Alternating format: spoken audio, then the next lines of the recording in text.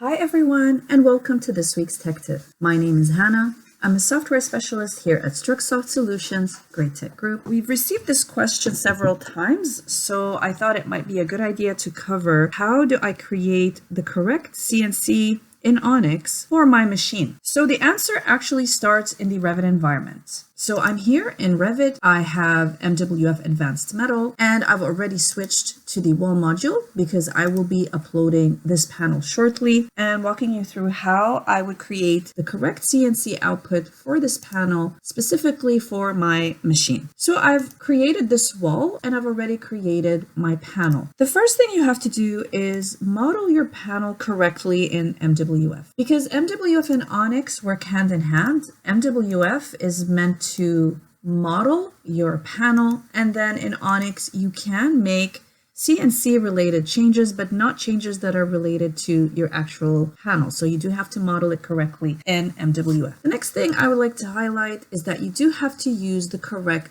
studs or stud sizes. I've already loaded what I need. So I'm using this specific stud over here. And for the top, I'm using this one, this T profile. For the bottom, this one, I'm using this one here for the K-brace. So to find the correct families that you need to use, I'm just going to show you where you would find them. If you go over here to the first button and click Home Directory,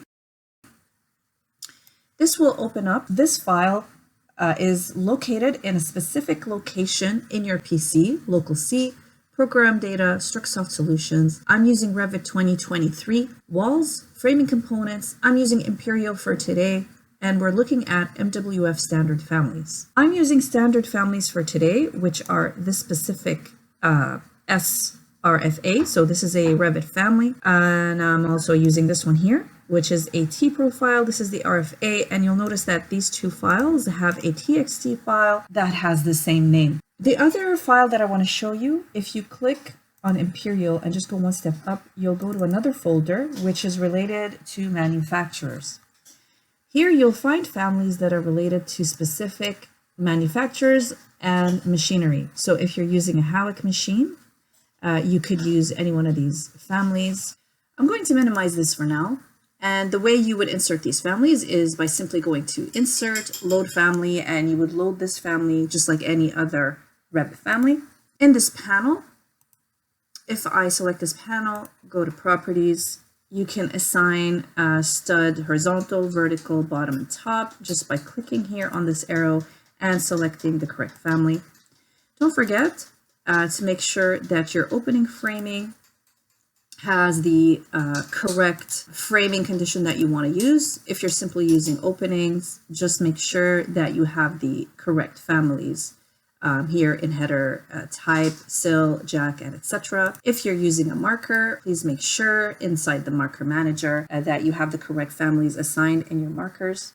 Because I've added a K-brace and I've added some horizontals, I've already specified the families that I want to use in these two commands. And also I want to talk to you about whole series. To get the correct output in Onyx, you do have to make sure that in your whole series, if I click here on edit, I'm using a slot hole. So this is the slot hole name that I'm going to use. You do need to enter the correct CNC operation code for the hole type that you're using. This CNC code would be available from your machine supplier. The next thing you would have to do is make sure you upload your components before you upload your panels. I'm actually going to select this panel over here. I'm going to go to Onyx Upload Center, click on Show Upload Center. I'm going to add a new project. I'm just going to call it Tech Tip. And I will be uploading just a single panel. I'm going to actually skip this part here and just go to upload panels directly. So this is my panel. I'm going to upload this panel. You can see over here that I have two families or two components that are already available. They have been uploaded into Onyx before, so I can see a green tick. This one here has an X and it's in red, and this is because this specific family has not been uploaded into Onyx. This means that I have to upload this component before I can upload this panel. So I can click here where it says Component Upload Manager. And by the way, this is exactly the same as this icon over here. And I'm going to upload all the families that have not been uploaded into Onyx. I've just selected them all, and I'm going to click on upload. And here, if you check under Onyx components, you'll be able to see that they have been uploaded into Onyx. So I'm going to click on close. I'll just double check. And now that everything is appearing with a green tick, it means that this panel is ready to be uploaded into Onyx. So I'm going to click on upload. And here you'll see that I successfully uploaded one panel. And now let's jump into Onyx. And now you'll see that I have a new project. Before I jump into the new project, I just want to talk to you about settings. Under settings, you have the CNC machine option. So if I click here, this is where I would create my CNC settings for my specific machine. So right now it's roll former. I'm going to talk about Beck as an example and Howick. So I'll click here on Beck. You'll notice that I already have some machine settings on my end, but if you don't, you would have to add a setting. You would need to add a setting name for the Beck machine. And here, build area, display units are specified somewhere else, which would be under units in Onyx. Machine options. So here, this is going to look different for every single machine. And the reason for that is that we work very closely with the machine supplier, and we take the specs from the supplier themselves. And we have already pre-created these settings for specific machinery, and they're going to look different for every machine because every machine works in a different way and creates a different output. So this one here, for this machine option, you can specify the web punch width, lip notch width, flange cut width, end truss tool width, swage tool width, and etc. I'm not going to go over every single detail, but just to let you know that you can create multiple settings for the same machine if you want your machine to create different outputs. And to fill this out, you would need some more information from your machine supplier so that you can fill in correctly. And then you would click on create. I'm going to click on close. I'll just use something random that was created before. And if I wanted to create something, for example, for Howick, and I click on add setting, I just want to show you that it looks different, but also I have to create a setting name. Display units are specified elsewhere, but here I would specify machine options. For example, I want to use dimple A instead of dimple if the thickness is more than something specific. Here for the flange slot separation, flange slot separation, and etc. And again, you can create multiple settings for the same machine. Now I'm going to jump into something else in settings. I'm going to click here on component types. And in Onyx, what you would need to do is you have to tell Onyx what to do with a specific component. So you have to actually specify which machine you want to use. I have a lot of families uploaded over here, or a lot of components. To make life easier, I'm just going to filter out anything that has 600 filter. And these are the families that have anything that has 600. I'm just going to mass select them all. I'm going to assign a Beck machine for now. So this is how I would assign my machine to these components. And now I'm ready to go to my project, click on the project. This takes me to the panel manager, and there is the panel that we have uploaded. I can edit CNC over here in the CNC editor. Let's load our panel. It's just one panel.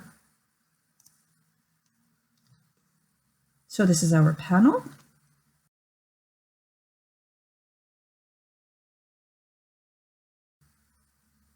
It already knows that has to be a swage over here. And it also knows that there has to be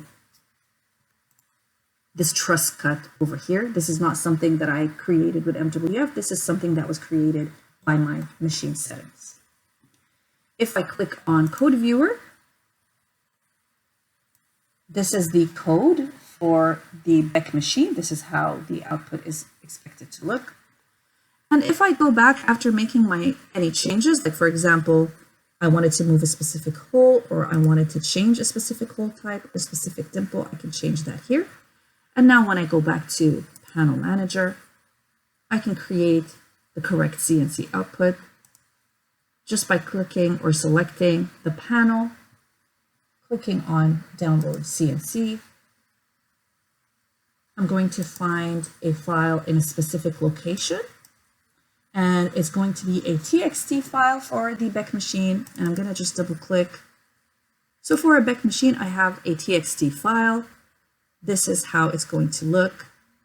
And we do receive this question of, can I make changes over here? You can actually edit your changes here in the TXT format, but we prefer that you create everything using Onyx because it's just a big time saver to have everything preset in your Onyx environment. If this is not the outcome that you're looking for, please let us know. You can always reach out. This might be something that we would have to customize for you. Let's close this and just try one more thing. I'm going to go back to out of my projects into my component types. I'm going to reassign. This time I'm going to use a Howick just to show you the difference. Go back to my project. I'm going to go back to CNC editor, load panels.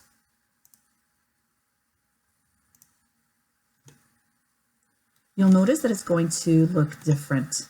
And this is because I've just assigned new machine settings. And also, if I click on Code Viewer, select one member, you'll notice that this is looking different. And the reason for that is I am using a different machine. I'm using a Howick machine. If I go back to Panel Manager, and I select the same panel and download CNC again, the output is going to look different. I'm going to get a CSV file this time, and if I double click, I will open it in an Excel sheet format, and I can make changes over here if I need to, but we prefer that everything is set up in your machine settings correctly to save you time. This concludes this week's tech tip. I hope you found it useful, and we'll see you next week.